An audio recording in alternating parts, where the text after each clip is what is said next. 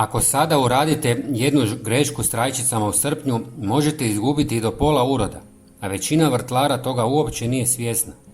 Upravo se sada nalazimo u ključnoj fazi sezone kada vaše rajčice trebaju najjači mogući poticaj za rast plodova, ali i hitnu obranu od ljetne suše i bolesti.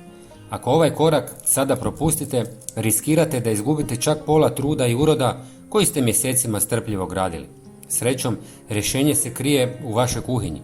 A danas vam otkrivam recept za moćni domaći eliksir koji djeluje kao štit i kao vrhunska hrana.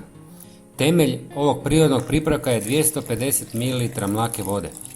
Ona će poslužiti kao idealna baza za spajanje svih elemenata koje ćemo dodati.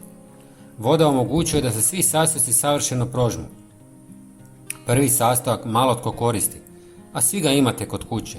Dovoljna vam je samo jedna žlica jogurta koji je prepun korisnih mliječnih bakterija. Kada dospiju u tlo, one djeluju kao prirodni štit i jačaju mikrobiom oko korijena. Tako pomažu biljci da se bolje obrani od opasnih gljivica koje mogu uništiti vaš trud. Prije nego vam pokažem sljedeći sastojak, bilo bi nam drago da nam date jedan like, kao podršku i pretplatite se na kanal. Potpuno je besplatno. Hvala vam. Kako bismo formirali potpunu obranu, u vodu i jogurtu miješat ćemo i jednu žlicu češnjaka u prahu.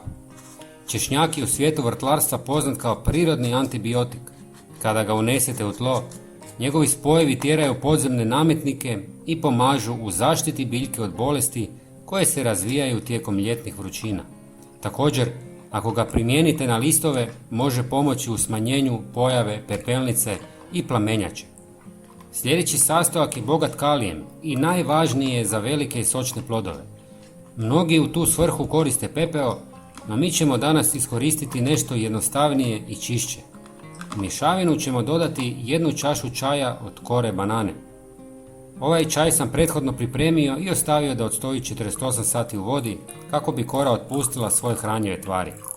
Kalij kroz tlo brzo dolazi do korijena, poboljšava otpornost na sušu i daje energiju za stvaranje krupnih plodova. Kada sve ove sastojke dobro sjedinite, dobili ste vrhunsku potpuno ekološku prihranu. Razrijedite s još jednom litrom vode. Ulijte ovu mješavinu izravno pod korijen rajčice 2 puta mjesečno i pratite kako vaš vrt napreduje bez jedne kapi kemije. Napišite nam u komentarima da li ste ikad koristili jogurt u vrtu i hoćete li ovo isprobati. Pozdrav, do sljedećeg videa.